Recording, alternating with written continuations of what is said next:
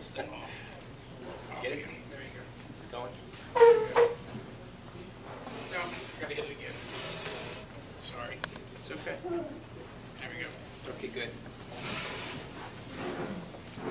Okay, I'm gonna go. We've got a lot to go on to do tonight, so I'll be brief. Try to hold it 5 minutes. Executive Director Duncan, state and local officials, conservation and county law enforcement officers, all distinguished guests, media, conservation, friends, and my fellow citizens. Sonia and I, my wife here, own Accent Beauty in Ashburn. Philanthropy is important to us, and for years we've dedicated time and financial support to many. My involvement here today follows a tradition begun by the McWilliams family in America some 350 years ago. Ancestors include naval captain in the Revolutionary War and the first elected governor of Maryland. In the spirit of service to the local community, something we've tried to impart on our 5 boys. Yes, 5 boys. It's an honor to be among friends and patriots. My name's John McWilliams, President of Loudoun County Chapter of the Isaac Walton League of America. On our way in today, I stopped by our chapter located not far from here on some 88 acres with a 3.5-acre stock pond consisting of some 900 members who, like you, share in the value of protecting and conserving our natural resources. This past year, the chapter's experienced tremendous growth in membership, due in part by our publicized conservation awareness campaigns, though more assuredly by the realization that a decade or more of complacent drifting in a throwaway culture with the idea that somehow someone else has our best interest in mind became a concern of many. A concern in finding everything we hold dear could be dashed in an instant, or sidelined in favor of something that bears no resemblance to the parts and points of our nation's grand experiment, or liberty's inherent rights, to wit, conservation's promise. Care for conservation's promise is much like a fragile fruit-bearing branch on the tree of liberty and must be the passion of every American to ensure its sustainability with each new generation. Thus, and with a vivid sense of urgency, whether through education or fear of loss, if we are to continue to make our own decisions, speak and possess our own purposes, purposes such as those embodied and rooted in American conservation, a right and freedom and liberty that we are born into, but which others throughout the world seek to find, we must make a difference and participate in a very proactively thoughtful manner. Consistent, unencumbered liberty through conservation, protecting and defending her with all our might, all our heart, and if need be, our last breath. This is our legacy, this is our mission, and as Americans, this is our purpose. Now more than ever, we must re-energize our efforts through education and leadership, responsibility and quality, good deeds and family values, to better exemplify the true tenets of our liberties, its provenance, and our way of life. And what more fitting a venue than this, coming together to express our commitment and appreciations toward a collective promise, advancing this, our American innovation, conservation. Today we commemorate 20 years of recognition and respect for all law-abiding conservationists who through their actions have made it possible to continue freely. In this forum, in this place, we gather in the name of outdoor ethics. Some may not know how we came to be, though you can be certain they'll know in time what we did. As you are defined by what you do, and what you do every day defines you. We pause to applaud and reflect on jobs well done, and where at the very instant a decision was made to do the right thing, which led the recognized to today, let us learn and appreciate and contribute in any way possible as we return to tomorrow.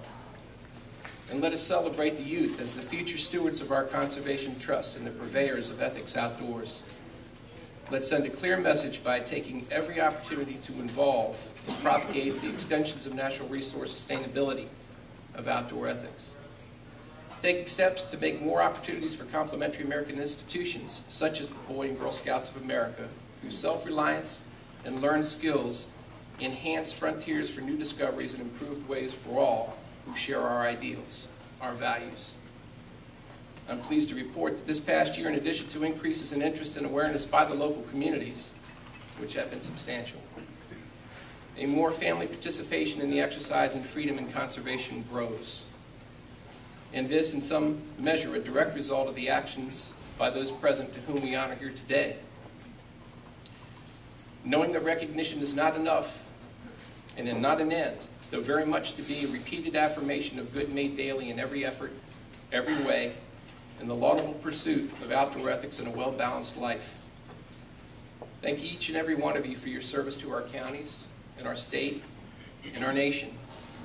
Your decisions and your character make a difference and set examples, are duly honored, and are an inspiration to us all. God bless America, our distinguished guests and fellow citizens. Thank you for attending this event today, and enjoy the ceremonies and presentations of this, our 20th annual Outdoor Ethics Program.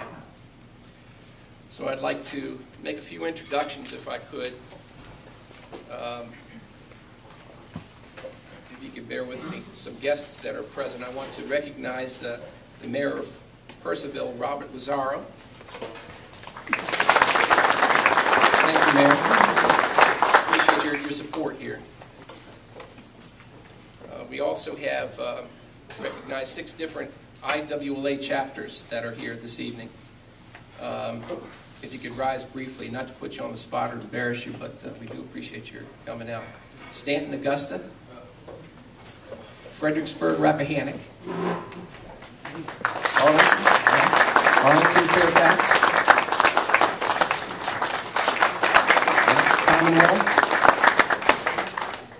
Commonwealth, okay.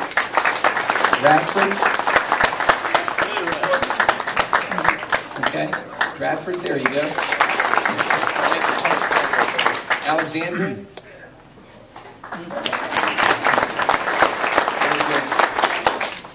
Bethesda, Chevy Chase, Maryland. There we go. Jefferson County, West Virginia. And of course, Loudon, your hosts. Thank you all very much for coming out. We also wanted to take a second to recognize our Outdoor Ethics Committee, our folks who have made this all happen. Briefly, Dan Davis,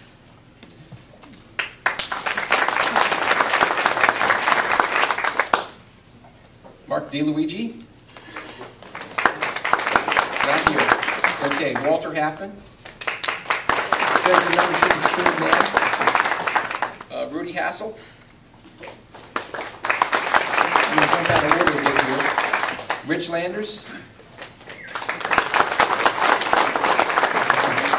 Rob Lauer, Mike Phillips and Robin Phillips, and of course Earl Hauer and Bruce Lemmer.